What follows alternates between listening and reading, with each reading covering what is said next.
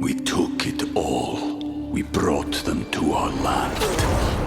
An endless night, ember hot and icy cold. The rage of the earth. We made this curse. Carved it in the blood on our backs. We did not see. We could not, but she did. And in the end... What will I become? Senua's Saga. Hellblade 2. Play it now with Game Pass. You're listening to Away with Words, the show about language and how we use it. I'm Grant Barrett. And I'm Martha Barnett. If you want to describe people who have an overly high opinion of themselves, maybe they're a little too self-congratulatory, there's some handy Spanish slang that'll do the trick.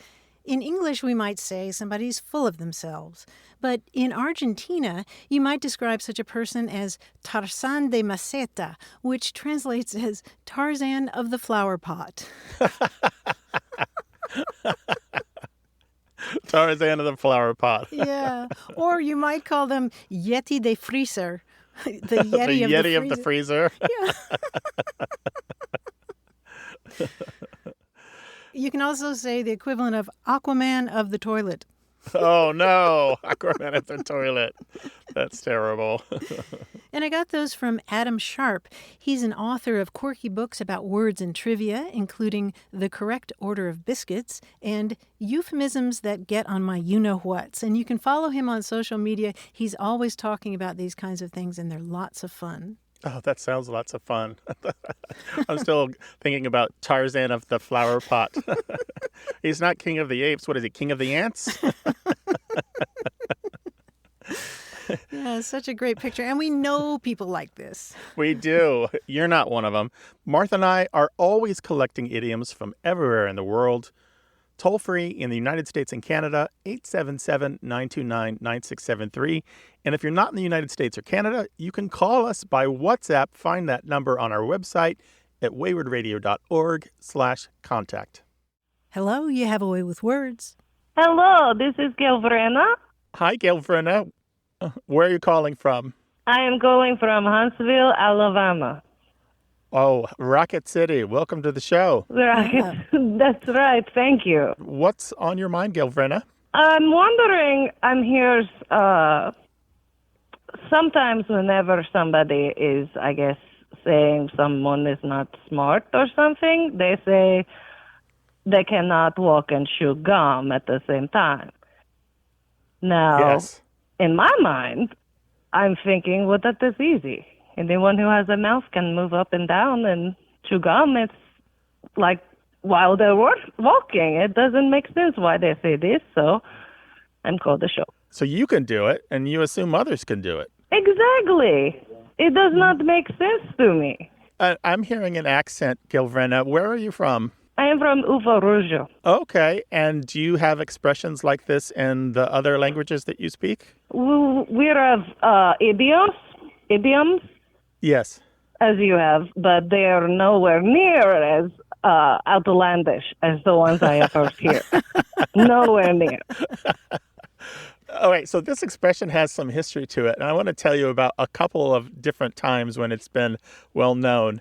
Back in the 1970s, President Lyndon Johnson was well known for a lot of coarse language. He was an earthy fellow. He was known to, off the record, use a lot of swearing and to speak exactly what was on his mind. And at one point, he said about Gerald Ford, another U.S. president, that he was so dumb he couldn't fart and chew gum at the same time.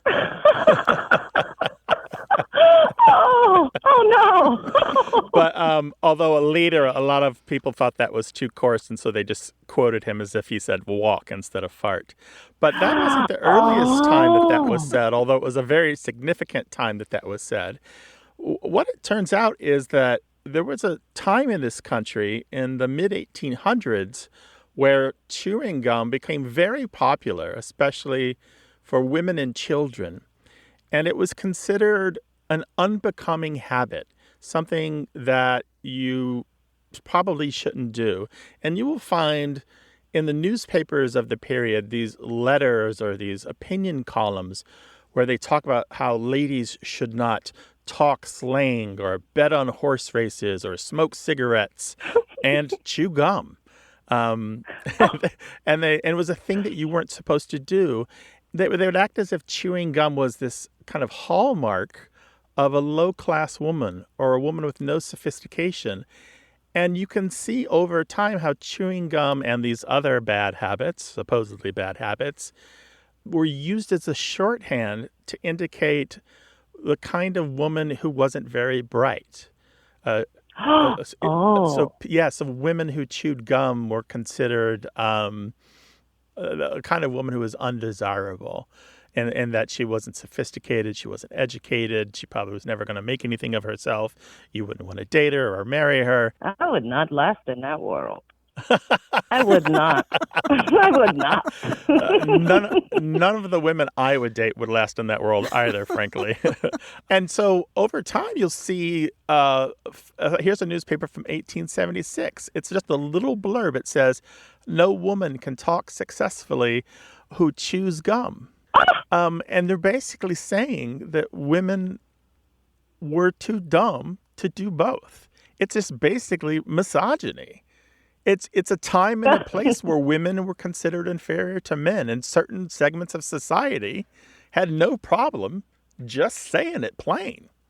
And over time, the expression was broadened to refer to anyone, to men and children and anyone of any age and gender and background and stuff. And so it stopped referring just to women. But it started referring just to women mostly, and particularly young women.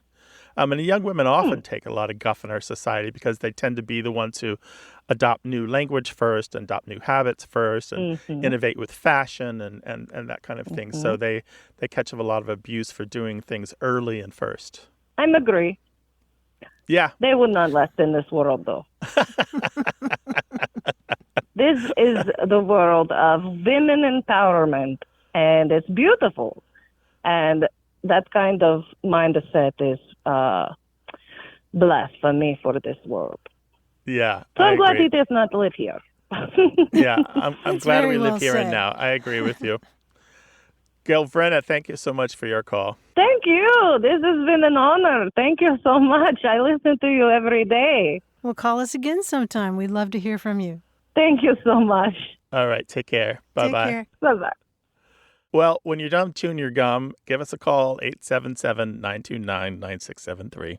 Hello, you have a way with words. Hi, this is Bob Gallis. I'm calling from Mount Airy, North Carolina. Hey, Bob. Hi, Bob. What's up? Hi. A few years back, I lived in Kansas for most of my adult life after I got out of the Navy, and I moved to East Tennessee. So just the other side of the Blue Ridge or the Smokies from where I'm living now. And I had a very nice neighbor, and we had one of our rare snowstorms over there. I stepped out. We were going to help shovel each other's walk.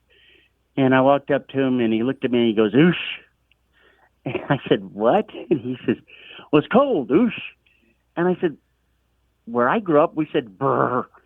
And so he explained to me that that's the way they say that there. So I just wondered if you all had encountered this. Is it regional there to Appalachia? I mean, we were just right at the foothills of the Smokies there. Well, it is particularly common in Appalachia, and I do have some evidence that it's heard in western North Carolina and in northern Alabama. Over the years, we've heard from listeners about it. Tiffany wrote to say she grew up using it in Arkansas. However, Johanna, who grew up saying it in Alabama, as did her mother and others there, said her husband from Arkansas had never heard it. So I don't know. Most people that we've heard from and that I've been able to find either are from North Carolina, Appalachia, or northern Alabama. There's a biography by a woman named Cleo Hicks Williams called Gratitude for Shoes, Growing Up Poor in the Smokies. And she includes oosh and ooshie. And she was from Cherokee County, North Carolina. And there's a blog, a wonderful blog called Blind Pig and the Acorn by Tipper Presley. And it's all about Appalachian culture. And she's got a great entry that includes mention of oosh and ooshie. And she and her commenters all talk about whether or not they use it. And a number of people know it. And they're from different parts of Appalachia. And one person says they use ushi-bushi to mean very, very cold. Oh.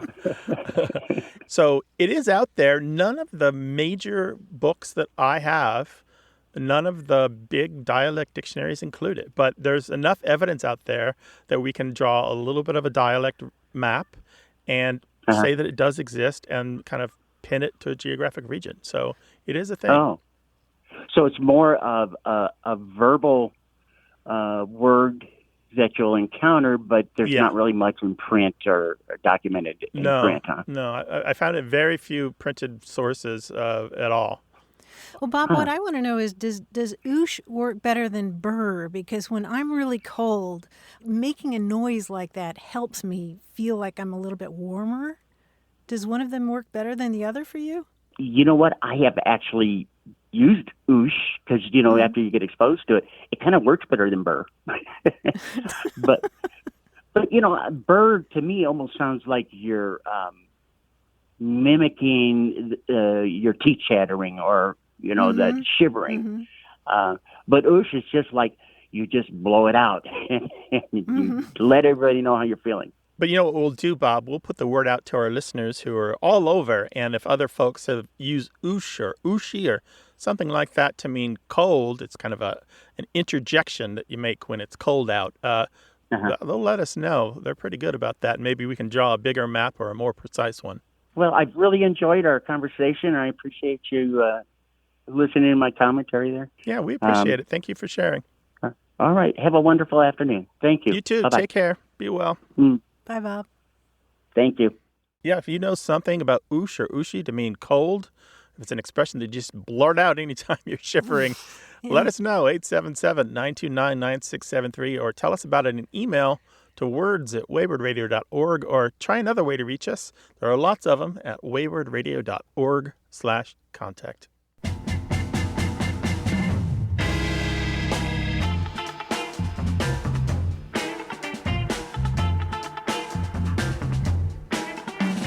Kevin Helgard of Havre, Montana sent us a great email about misunderstandings.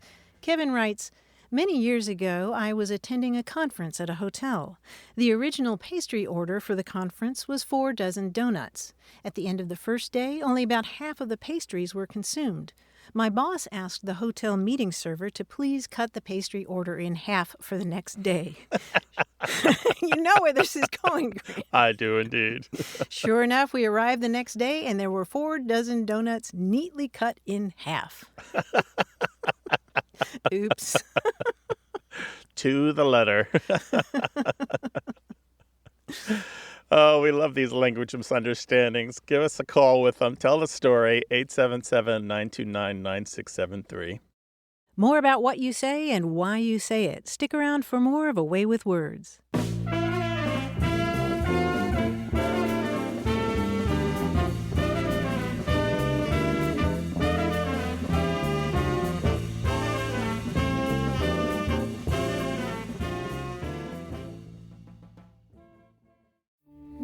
We took it all. We brought them to our land. An endless night, ember hot and icy cold. The rage of the earth.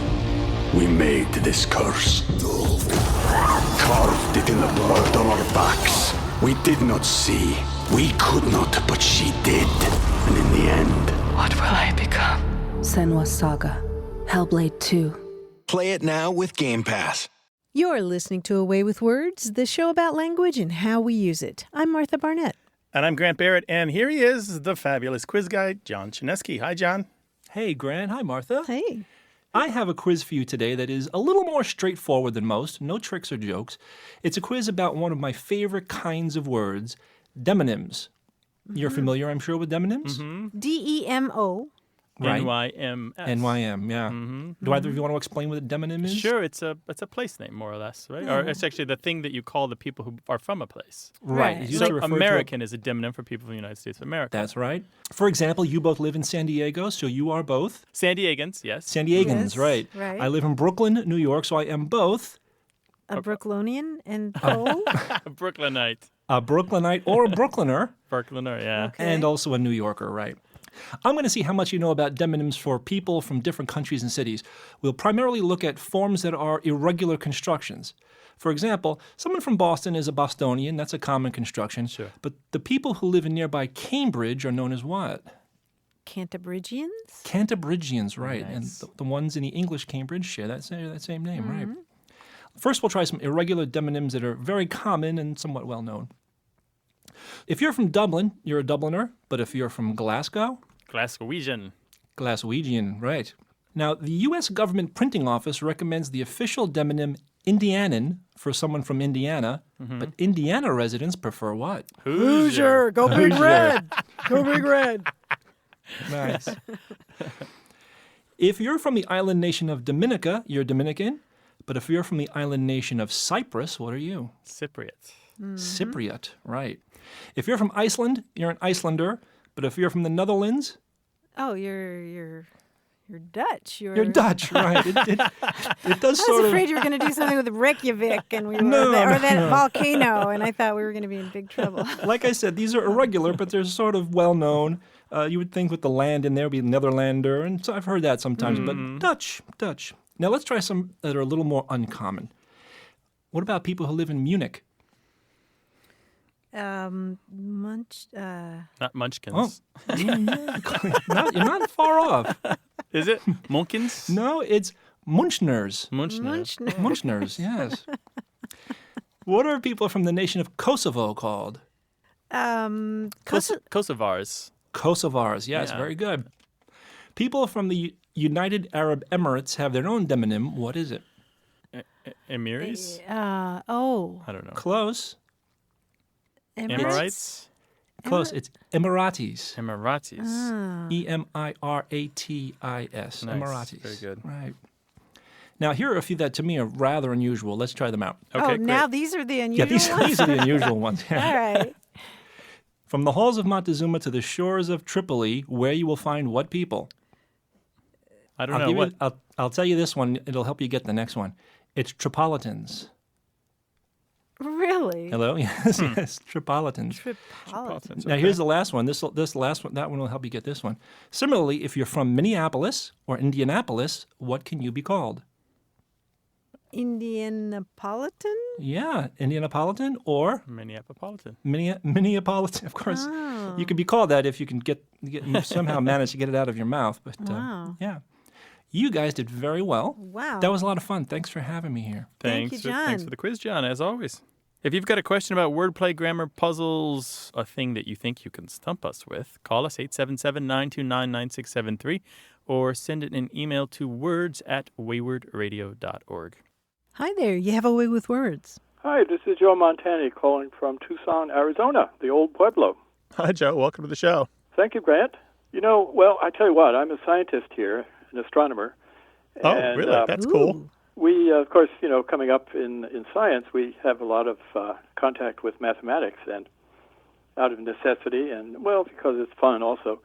But I have a question that's been on my mind for many years, even though I've had plenty of opportunity to talk with mathematicians and other scientists. I never put this question to them, nor have dictionaries or other sources of etymology been able to help me. And that is the word odds, O-D-D-S.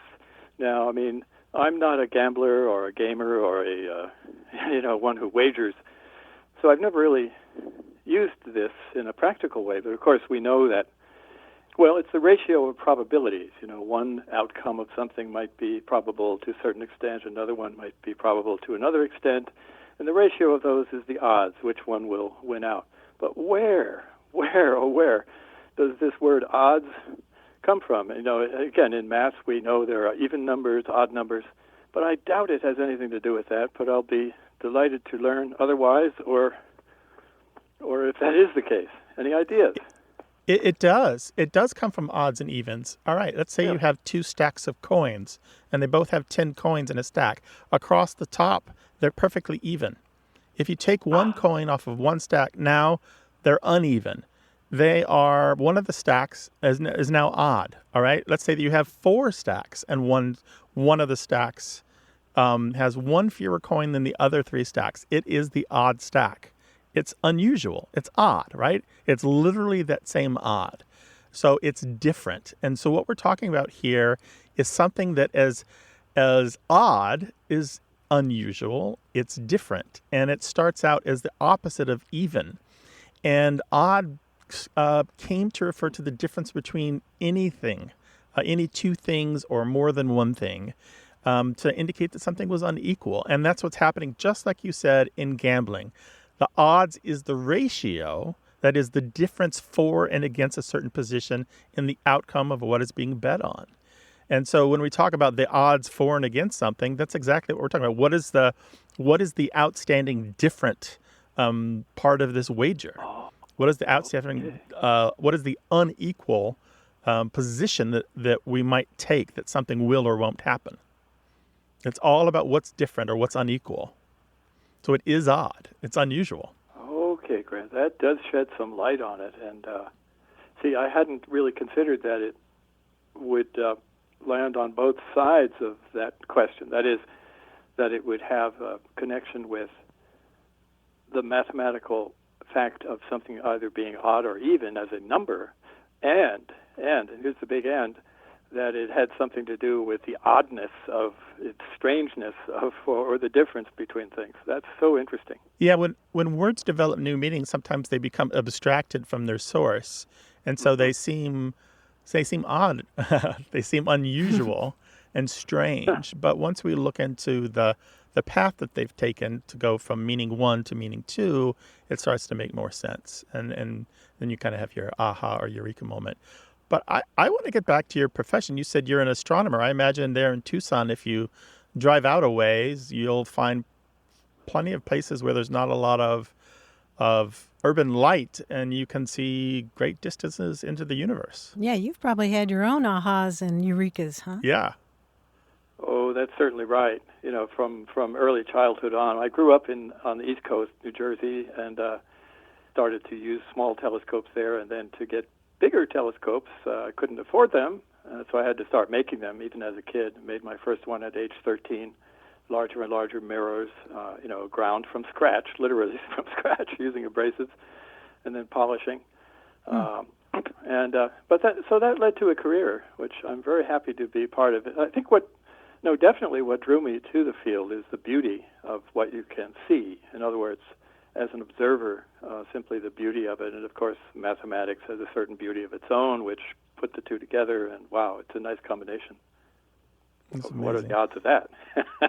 Well, I imagine you have some lovely language that you can share with us in a future call. And so, Joe, we'd love to hear some of that from you another time. That would be an absolute delight, and I look forward to it. And I want to thank you for putting my mind at rest. Thanks so much. Be well. 877-929-9673.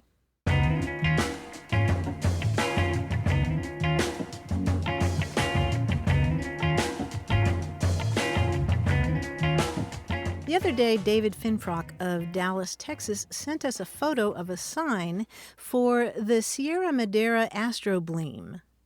And he knew that we would be excited about this, or at least I was, because I had no idea what an astrobleme was. Sierra Madera astrobleme? Astrobleme. That is an amazing sentence. That is an astonishing series of sounds. The Sierra Madera astrobleme. That's surely a space traveling vehicle, right?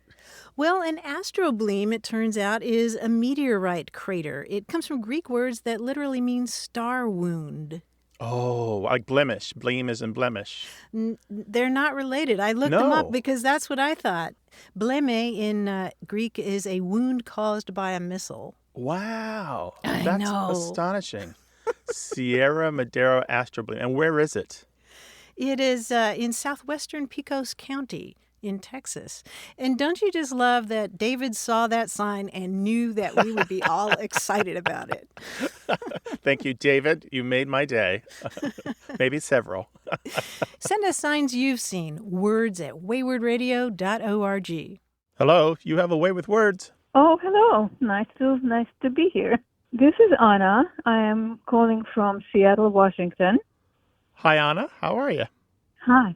Well, there are two particular expressions that I have heard here in America. And the first one, if you don't mind, I would like to introduce with the context of how I heard it. Okay. Sure. Okay, so I am from Hungary originally and came to America in 1980, arrived in Seattle in April of 1980.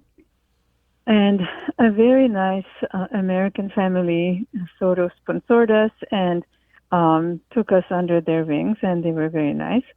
And one day, I was only 3 weeks in America, and my English was not very good. And I was 20, and I had 2 years of high school English under my belt. And one morning, I was standing in a doorway, and the father of this family came towards me with a big smile on his face and coming down towards me, and very loudly he yelled, "How is it hanging?" And I was mortified. Like, how is what hanging? I don't have anything hanging. Should I have something hanging? Am I in trouble? So by the time he reached me, I figured, okay, this is some sort of greeting. But I was so confused. And I've never heard this since then, but I've never forgot it. And I would really like to know how a line like this came to be a greeting. Yeah, so the question, how's it hanging, is not really a formal greeting. It's not something you're going to hear when you talk to the president or your boss or something like that. And if you look at dictionaries, they'll explain that it was originally described as a man-to-man greeting, if that makes sense. Oh, that does make sense. It's moved beyond that. It's no longer man-to-man. It's now more widespread, and it's kind of lost the gender connotations. Right. But I have not heard it since then, and so man-to-man, that does make sense. Okay, well, thank you. Another one, with the same family, we spent our very first Christmas with them, and they kept talking about trimming the tree. And I was also very confused, like, why would you want to cut off the branches of a tree that you're about to decorate? Right, and did they give you an explanation for that? I don't think I asked them. I was just sitting there confused, and I watched them as they are decorating the tree, and later I came to understand that the trimming itself meant the decorating. But still, the expression to this day confuses me. Well, Anna, you've actually zeroed in on a really interesting word, because the word trim in English probably comes from an old English word that meant to make firm or make strong or to arrange or prepare. So, for example, you may have heard people talk about how you need to trim a sail on a boat. And that means to adjust the lines on the boat that are attached to the sail to adapt to whatever conditions there are. Or if you're in good trim, you're in good physical condition, you're ready for anything. And in the same way, if you're making a Christmas tree ready for the holidays, you trim it. Or think about Thanksgiving. You have turkey with all the trimmings. All the trimmings. Mm-hmm. Yeah. Mm-hmm. It's what we call in English a contronym, which is a word that can have two different meanings for various historical reasons. For example, the word cleave. A meat cleaver separates things, but you can also cleave to an idea, cleave to a spouse. There are several words in English that do that. For example, if you're making Christmas cookies, you might dust the cookies with powdered sugar. Mm-hmm. But if you're dusting your house, you're not spreading dust all over your house. You're taking away the dust. That's right. You're removing the dust. So cool. What a wonderful language. I love English. Anna, thank you so much for sharing your stories with us, and call us again sometime, okay? Thank you very much for your enlightening explanations. All right. Take care and Thank be you. well. Bye-bye. Bye-bye. Take care, Anna. Bye-bye. There are lots of ways to reach us on our website at waywardradio.org/contact, where you'll find all of our past episodes and information about Away with Words events. Hello, welcome to Away with Words. Hi, I'm John Kunz. I'm from Duffield, Virginia. Hi, John. Welcome to the show. I guess I'll put it this way. Here's the picture. There's a bunch of Englishmen sitting at the pub, and they're all raising their glasses or their mugs of ale to someone or something, and they say, "Hear, hear, hear, hear," and why hear, hear? What does that mean? So that's the question. Well, John, I guess the question is, how do you think they're spelling here, here? Well, no, I've been preparing for this call, and I was going to tell. I forgot to say. I said I don't know if it's HERE or HEAR. I'm assuming it's the first one, HERE. HERE? No, actually, it's the other one. It's short for Really? hear him, hear him. And it's an old expression that people would use to call attention to what somebody is saying. Somebody's saying something important, and people would say, hear him, hear him. And it was used in the late 17th century in the British Parliament. And by the 18th century, it was just shortened to hear, hear. And, if you ever watch those televised debates in the House of Commons, you'll hear people say, hear, hear, instead of applauding. Because interestingly enough, applause is usually forbidden in the British Parliament.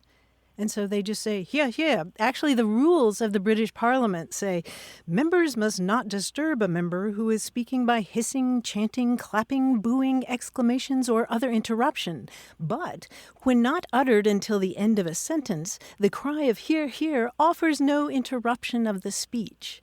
So people will say hear, hear instead of applauding. But if you've ever listened to Parliament, those guys are talking to each other. Somebody will say something, everybody go, they'll be talking back, The other thing that came to mind, there was no PA systems back then.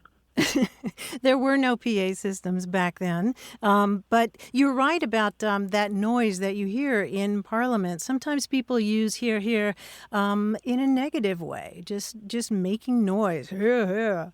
It's an imperative that tells people to listen. It's not HERE. Huh. Okay. It's more of a command. Yeah, in fact, you'll see that command in the King James Version of the Bible in the 2 Samuel. Yeah, a woman says, hear, hear, and then she goes on to say something to the people of the city. Oh, well, that makes sense too. Okay. Well, I was wrong a couple of times. Happens to the worries. best of us. Yeah, no worries. It's all good. John, thank you so much for talking to us. We really appreciate it. Thank you. Thanks, sir. Thanks, John. Take care. Be well. Bye-bye. Well, hear us. You can hear all of our episodes at waywardradio.org, and you can find all of our past episodes on every major podcast app. Just go to waywardradio.org/listen to find out how. This show's about language seen through the lens of family, history, and culture. Stick around for more.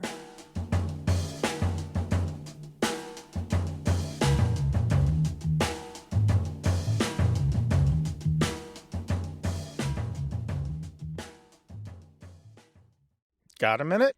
We need your help. Head over to gum.fm/words and share your thoughts in our quick survey. Your feedback matters. It's the backbone of our show's success. Thanks for making our show even more successful. That's gum.fm/WORDS. Thank you. You're listening to A Way with Words, the show about language and how we use it. I'm Grant Barrett. And I'm Martha Barnett. And this is the book that I am recommending to anybody who will listen if they love language. It's called The People's Tongue, Americans in the English Language. It's edited by author and academic Ilan Stavans, and it's this beautifully curated compendium of 450 years of English as it's been spoken and written in what is now the United States. Now, these are all original texts. They're from essays and articles and poems and songs and speeches and book chapters and more. It starts with a love letter from colonial times that's barely understandable because it contains so many conventions of late Middle English. And from there, the book moves on to text from a New England primer from 1687 that was used to teach children to read. And the collection moves up on into the present, into what Stavans calls the ruckus of polyphony. And what a ruckus it is. This is a sweeping look at so many writers and speakers, so many views about language. And just to give you a taste, there's Noah Webster on spelling reform. There's Thomas Jefferson on the usefulness of neologisms. There's Simon Pokagon, who was one of the most prominent Native American writers of the 19th century. And he writes about the limitations of translating indigenous words into English. And then there's Thomas Hopkins Gallaudet on the beauty and eloquence of sign language, and Walt Whitman on slang, Emily Dickinson, Sojourner Truth, Mark Twain, Bret Hart, James Baldwin, Isaac Bashevis Singer, Zora Neale Hurston, William Faulkner. There's Toni Morrison's magnificent lecture accepting the Nobel Prize for Literature. There's David Foster Wallace on grammar and usage. And there's Korean-American novelist Chang Rae Lee's description of watching his mother struggle to learn English, and also Amy Tan on how her mother's Chinese-accented English affected her own. And Richard Rodriguez gives a sensuous description of the difference between the sound of Mexican Spanish that he heard at home and the English that he heard out in public. Louise Erdrich on learning Ojibwe, Jhumpa Lahiri on learning Italian, a gorgeous bilingual sestina by Dominican-American poet Julia Alvarez. There's Adrienne Rich and Susan Sontag and Tony Kushner and Elon Stavans himself, who's a Mexican-American, writing about Spanglish. There's Bob Dylan and Kendrick Lamar. Grant, this is this exuberant, rambunctious, glorious melange of English as it is spoken and written in the United States. It's just what I recommend is just keeping it close to you and reading a chapter a day. They're relatively short, and it's just delicious. Martha, your book recommendations rarely steer me wrong. And when we do disagree, it's for obvious reasons, just because of things like our taste in fiction. But this sounds like something that you and I will 100% agree on. Give me the title again. It's a new book, and it's called The People's Tongue, Americans in the English Language, edited by Elon Stavans. We will link to this on our website. We love it when you send us your book recommendations. Martha and I are constantly figuring out how to fit more books on our bookshelves and bedside tables. Please send your book recommendations to us, and maybe we'll share them with everyone else. words@waywardradio.org, or tell us on the telephone. 877-929-9673 is toll-free in the United States and Canada. Hello, you have a way with words. Yeah, hi, Martha. Yeah, so this is Jerry, and I'm calling from the beautiful Shenandoah Valley in Northern Virginia. Oh, lovely. Well, welcome to the show, Jerry. What's on your mind today? Thank you. About 50 years ago, I was working on a ship, and I happened to work with a bunch of Aussies, a bunch of Kiwis, and I heard you guys talking about some Australian words the other day, and there was I learned a bunch of words while I was with them, which is I used to call it a pipe wrench, but they called it a Stilson because that's the guy who made it. Wrenches they called spanners. Adjustable wrenches they called shifters. But my Aussie friends had this phrase, and the phrase was fair dinkum. And I have always wondered, where did that ever come from? Fair dinkum. So what context would you hear this in? So fair dinkum is something that is absolutely 100% authentic beyond any question. You're standing behind it. You're saying, oh, this is it. Wow. He's a fair dinkum stand-up guy kind of thing. Yeah, that's a classic one. Yeah, a fair dinkum Aussie is an Australian of the most ideal kind, right? Absolutely. And I worked with some of the greatest. Did you ever hear someone called a fair dinkum drongo? Nope, never heard anything like that. A fair dinkum drongo is the worst sort of person, just the worst sort of simpleton. Oh, okay. So yeah, fair dinkum. Yeah. That's a classic Australianism, and as you said, used a little bit in New Zealand by the Kiwis. A classic expression. It's two words, F-A-I-R and D-I-N-K-U-M. And we really should focus on dinkum because other words can appear in front of dinkum. So you could have straight dinkum or square dinkum as well. And Yeah, I figured both... out fair. I figured fair had to be pretty fair. Yeah, but fair dinkum is the most common one. But square dinkum or straight dinkum. Dinkum originated in English dialect in Lincolnshire and Derbyshire and migrated with people from those regions to the Antipodes. And while it fell out of use in England, it continued to be used and grew in use in Australia and New Zealand. And originally it meant work or share of work. So saying something was fair dinkum, you meant kind of good job or it's a well done. And it's had a lot of variation and there's a lot of subtlety in its use in Australia. But in general, like you said, it means authentic, on the level, legitimate, honest, and it can be used as an intensifier just to emphasize something. So that's a fair dinkum truth. It means that is definitely the truth. But it's just its own word, or how did it get from it's Old its own word. English That's exactly right. Well, I guess it didn't change from Old English to anything. It just means what it means, right? Yeah, we don't know. Its origins are lost in time, but it did come over with as a form of dialect from the Old World to the Antipodes. Oh, I'll be darned. And I was trying to tie it into Winky Dink or something like that. There have been attempts to tie it into Chinese, but it is definitely not Chinese. It did not come from China. I just have to be satisfied with that. Yeah. Well, call us again sometime. Sounds like a colorful bunch of folks who taught you another whole dialect. Oh, yeah. It's well, over the years, you learn a lot of different words. All right. Take care of yourself and be well. All right. Thank you very much. Good talking to you. Great. Bye. Bye-bye, Jerry. Bye. You can reach us from anywhere in the world. Go to waywardradio.org/contact to find all the different ways that you can do that.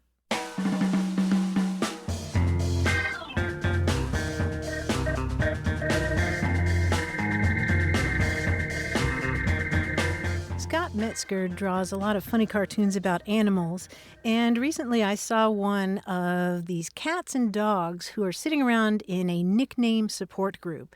And the cat says, I went from Charlie to Chuck to Sir Chuckles McFurry Pants. And the dog says, that's nothing. I was Coltrane, then Train, and now they call me Chugga Chugga Woo Woo. And they just all look so sad. And that is exactly what happens to pet nicknames. Isn't it? But you kind of do that with people too, don't you? I call my wife 6 or 7 sweet things. Yeah, I was thinking about this because the names that I've given to pets historically have gone through those kinds of changes, but of late it's more the intonation that I use. I don't change their names up so much. Yeah. Oh, really? Okay. Well, my cat Pearl, who's a wild one, is Pearl and Pearly Whirly and Pearl Everlasting. Pearl Everlasting. And Pearly Girly and Sweet Kitty and Little Baby and Baby Kitty. Yeah, and I have Wolfgang. And Is that how you say it? Yeah. It's just a different intonation. You never do Wolfgang. Maybe I'll try that and see if he responds. But you know what? We've talked about this years ago on the show. I think it would be funny to hear what other people experience in terms of changing your pet's name. Yeah, what's the path your pet names have taken? They started so simple and then they got complex. 877-929-9673 or explain the whole sordid history and email words@waywardradio.org. Hello, you have a way with words. Hello, my name is Daniel. I'm from Nicholasville, Kentucky, and thanks for having me on. Welcome to the show, Daniel. What can we do for you? Well, my father was raised by his grandfather in rural Madison County, Kentucky, and he had lots of sayings that he used as a farmer and a shop owner. And one of them was, when my dad got in trouble, he'd say, "You're in deep yogurt." And I was just wondering where that came from. Deep yogurt. Was that a special kind of trouble that he was in, or it was just regular old trouble? It was just regular trouble. Okay, yeah. And how deep was that yogurt? I don't know. He was a milkman. Oh, was he now? Okay. Yes. So he knew yogurt. You know, I'm thinking about all the other terms, Daniel, for this sort of thing. I'm wondering if being in deep yogurt is worse than being in deep doo-doo. which is a deep I imagine it foo-foo. was a nicer way of saying that.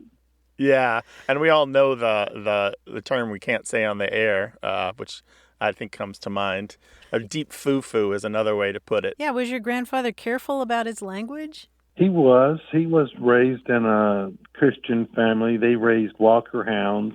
Oh, that would explain some of it. It's definitely a nicer way rather than using the four-letter word beginning with an S. And you'll find that deep yogurt gets the point across without having to offend anyone's sensibilities. Right.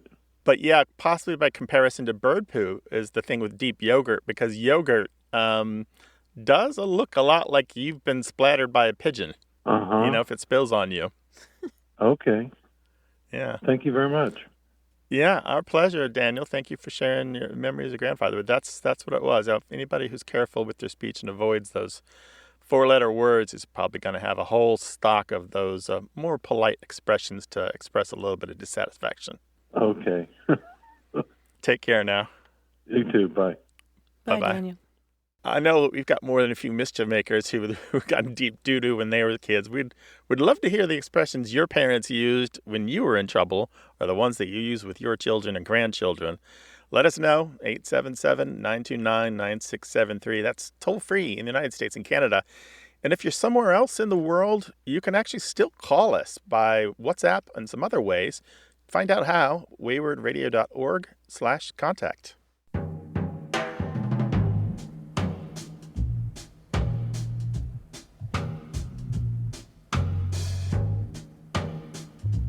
Here's a lovely thought from Leo Roston's Treasury of Jewish Quotations. If you drop gold in books, pick up the books first, then the gold. Yeah, the books will lead to acquiring more gold in any case. Of course, the gold could lead to acquiring more books. I don't know. Definitely acquiring more books. I don't know about more gold, but I think the point is that knowledge is everlasting and money is not. that's well said. What are the favorite expressions that you live by? Email us words@waywardradio.org. Hi there, you have a way with words. Hi, Vince here from Brooklyn. Hey, Vince from Brooklyn. Well, welcome to the show. What can we do for you? There was a Brooklynese saying that was on my mind. I'll give you some background first. I was born in 1947. In the early 1950s, growing up, a lot of the young men were returning back from Korea. These were older cousins, neighbors, and this affected the neighborhood, all these having all these nice young men back again. And one of the things, as little kids who were 5, 6 years old, we were very annoying, and they would say to us, "Go cut a chogi." That became the vernacular that I thought was Brooklynese and was part of the vernacular of Brooklyn all the time. It was used in my grammar school. It was used in my high school. What did it mean? Can you say it again? Cut a chogi means beat it, get away from there.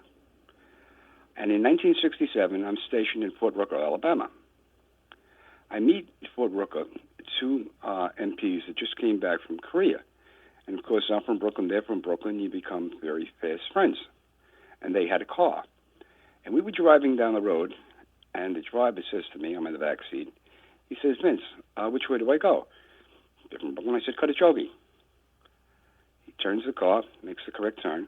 Then he turns to me and he says, "Where'd you learn Korean?" I said, "Korean? I don't know Korean." He says, "Yeah, cut a chogi. You told me that it's Korean." "It is Korean." I said, "I thought it was Brooklynese." He says, "No, it's Korean." So that's my story. That's hilarious. So you didn't realize that all those soldiers coming back from Korea were speaking something they'd picked up in the war. Right. In Korea, they picked it up in Korea. They brought it back to the neighborhood. They all had similar experiences, linguistically, I guess, in Korea. Yeah. And they brought it to the neighborhood. And I just assumed, as a young man, being 5, 6 years old, that was part of a vernacular. And for That's all my life. fantastic. I mean, I used it in high school even. It's not just old timers. It's still running around. People still say cut a chogi or do a chogi or pull a chogi. It's still out there. Chogi being spelled CHOGI or IE or EE or EY, sometimes with a double G. Yeah, directly from Korean as early as the early 1950s.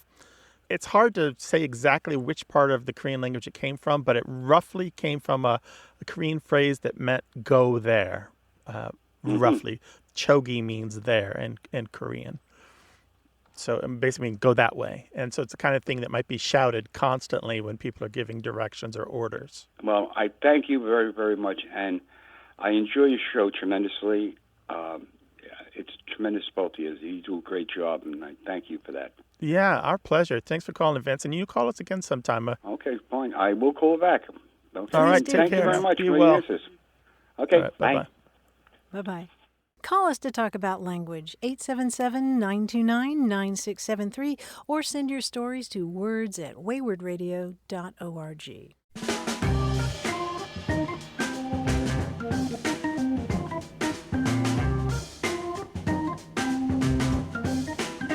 In Italian, if you're describing something really boring, you can use a phrase that translates as, "It makes milk come to my knees." How weird is that? What does that mean?